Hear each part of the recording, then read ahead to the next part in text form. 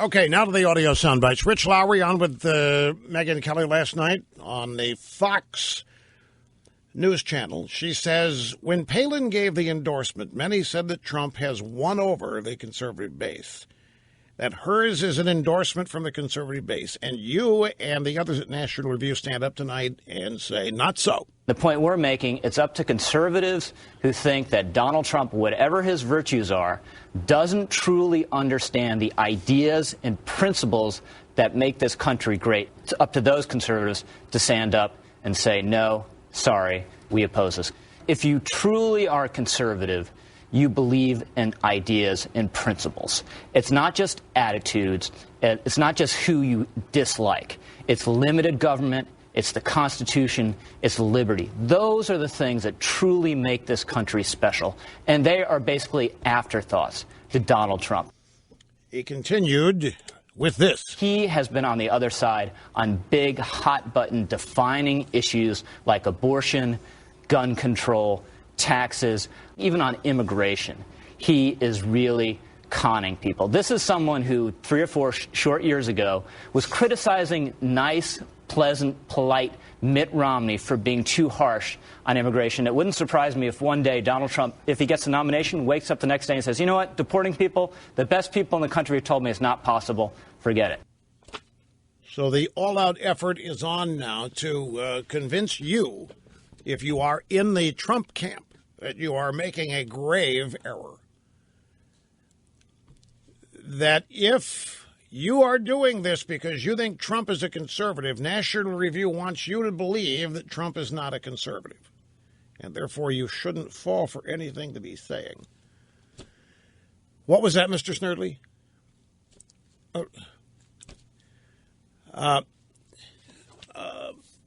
Mr. Snerdley says, we've heard all this before. We have heard this. I mean, but not in this format. I mean, an entire magazine is not devoted every page to the concept. There, yeah, people have run around. Hey, Trump's not a conservative. Hey, he voted for Hillary. Or hey, he loves Hillary. Hillary went to his wedding. Or hey, he's made donations. I know people have been saying this all campaign, and it isn't mattering. Do you know why it does? Why do you think it doesn't matter? What? Wait a second. What? Okay. Well, Snerdley says it's not because they don't read National Review, but it's not just National Review saying this. I mean, any number. Jeb Bush has been trying to say it. John Kasich's been trying to say it. Any number. I mean, a bunch of conservative pundits elsewhere have been trying to warn everybody that Trump is not a conservative. And don't fall for it. Is Trump running as one?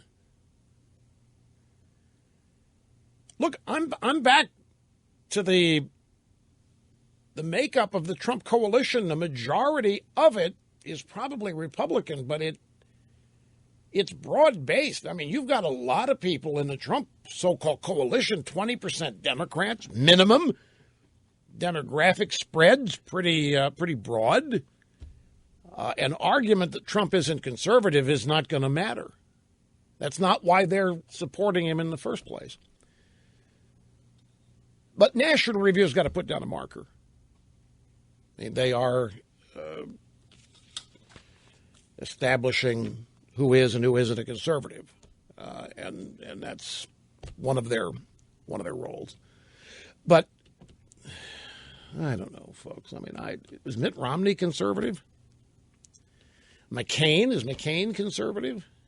Well, I know McCain hated conservatives. Yes, right, Limbaugh. And I had you in mind.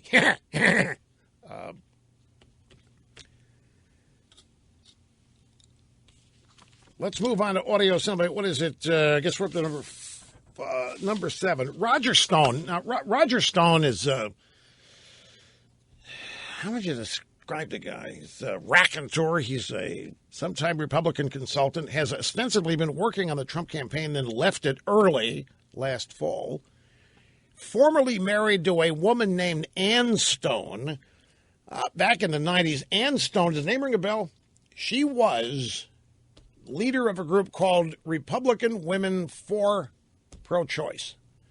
or pro-choice Republican women or some such thing. She was one of the, they're divorced now, but she was one of the early prominent Republican women trying to drive the pro-lifers out of the Republican Party. She was prominent at the Republican convention in 1992. Stone has been known as a consultant who likes to play tricks on opposing candidates. And Megyn Kelly went out, found him too, brought him in last night, and asked him, is what National Review is doing damaging to Trump? His campaign being a conservative insurrection, an uprising, with the fact that he is poised to sweep through these primaries. Everyone who signed that letter, they're all friends of mine and they're good people, but they're purists. There's plenty of red meat, conservative red meat in Donald Trump's platform on immigration. You might have the first president in my lifetime who's actually unencumbered and actually able to cut federal spending, rebuild our military, and make the country great again. Megyn Kelly then said, well, they're not really challenging your assertions about Trump making America great again. They're saying they don't believe it. I agree with William Buckley, the founder of the National Review, who once said, I'm for the conservative candidate who can win. Donald Trump has crossover appeal to blue-collar Democrats, to African Americans, to non-Republicans, because he is free to criticize both Republicans and Democrats. That's why he is potentially the strongest candidate. I first met him, by the way, when I was organizing Ronald Reagan's campaign in New York in 1979, and he and his father were raising money for Ronald Reagan. So don't tell me he hasn't been on the front lines, because he has. On the Second Amendment, there's only one candidate for president with a concealed carry permit, and I guarantee you he's packing heat right now.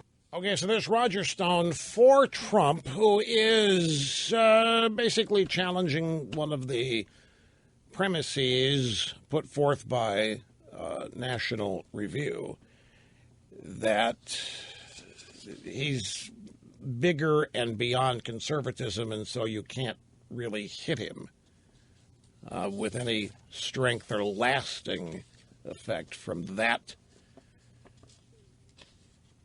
focal point.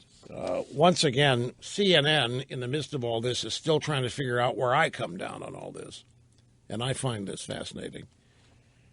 Played it earlier, play it again. Audio soundbite number 9. This is Tom Foreman on Anderson Cooper 360 last night. Trump has enjoyed oceans of praise on conservative radio. The last 10 minutes of what Trump did last night sealed the deal. I mean, the sincerity, the appreciation for the audience. But now that he's taking on his closest challenger, Tea Party favorite Ted Cruz, the tide is turning. A genuine conservative, even in the Republican field, would not go after Cruz this way. As the months passed and the battle with Cruz became inevitable, the conservative talkers sharpened their words. And the dean of conservative talk, Rush Limbaugh. I think Trump is making a strategic error in the way he criticizes Cruz. But, folks, it's unrealistic to expect that they're not going to go after each other. The conservative talkers will almost certainly hurt Trump if they keep hitting him this way. But if he looks like he can win the nomination and the White House, they could change their tune again. After all, they've been mad at the Democrats a whole lot longer. Sticking with CNN, this is Dana Bash on CNN's newsroom this morning with the info babe, Carol Costello. And they're talking about National Review's entire issue devoted to stopping Trump.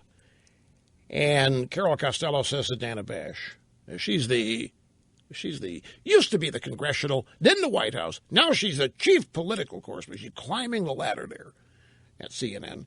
And Costello says, so what do you think the impact of National Review is going to be on Trump? You saw John McCain had problems in 2008. Mitt Romney, first in 2008 and then 2012, never really got the heart and soul of the base behind him. And in large part, it's because he changed his position on abortion. He changed his position on other issues that have been really important to conservatives. That has been thrown out the window for Donald Trump. He was outspokenly pro-choice. He has been outspoken in his history, even in a book that he published, wanting a single-payer universal health care system.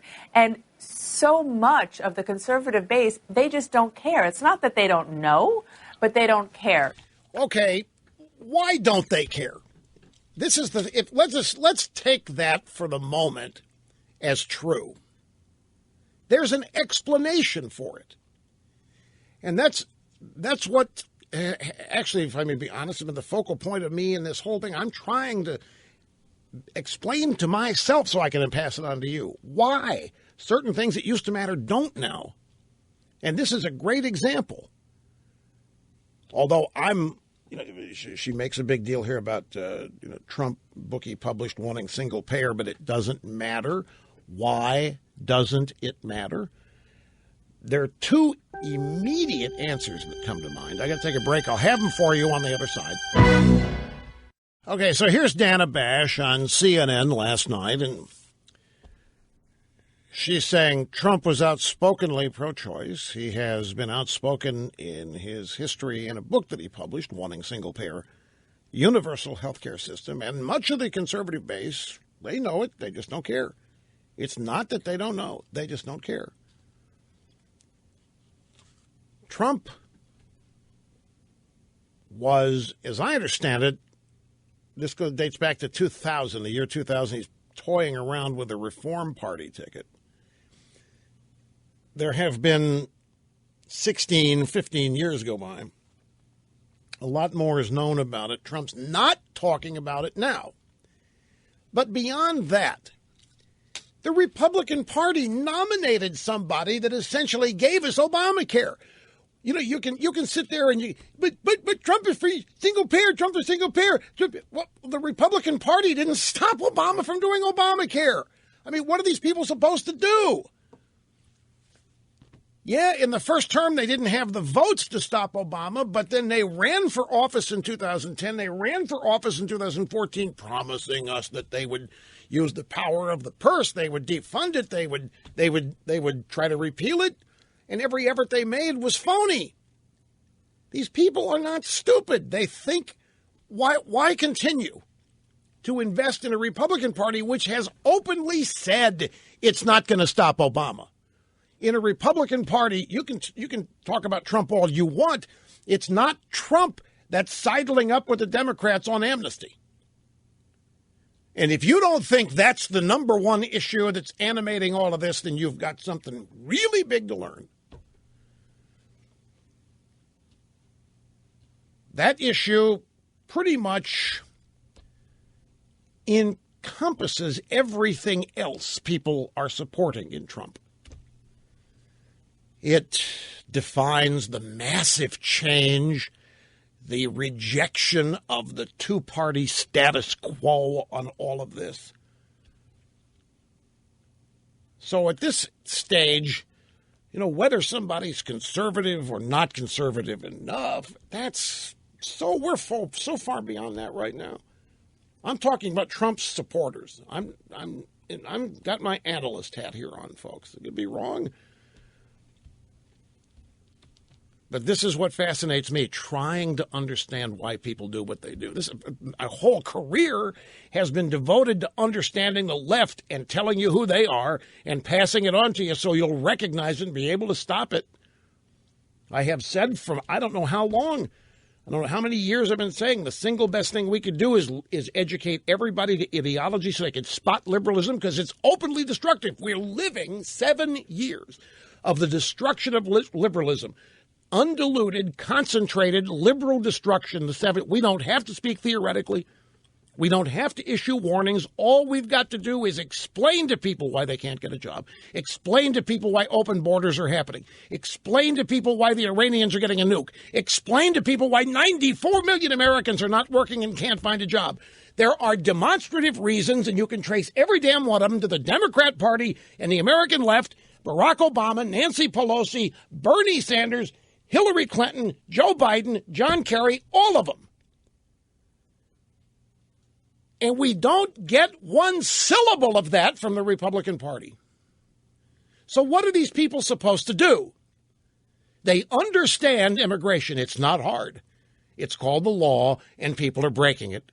And the people breaking it are being rewarded and given things that the people who are not breaking the law are having to pay for. It's not hard to understand this.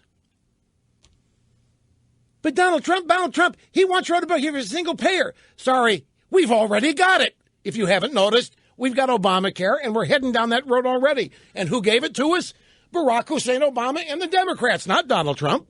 And who didn't try to singularly stop it or repeal it when they told us they would? GOP. What are people supposed to do? Well, Trump's not a conservative. I don't know. I'm not even thinking about that. This is serious stuff to these people. In addition to their livelihood and their careers being destroyed, they're being blamed for everything because they're racist. They're being told they're bigots. They're being told they're sexists. They're being told that they are the problem. They are being told by the Democrat Party and the American media that they have been the problem since the founding of this country. And they are openly told, we're taking it back from you. We're taking it away from you. And so college educations are being perverted with this wacko studies and that wacko studies. This has been, for 7 years, a sitting duck of an opponent waiting to be blown to smithereens for all time. American and worldwide liberalism. We're living it. We don't have to warn people. We don't have to say, if you're not careful, we're going to end up, because it's happening. So somebody comes along, going to put the brakes on all of it, or seems to, and massive change in direction or what. It's not hard to understand this. But if your livelihood depends on, never mind. I'd take a back after this, folks. No.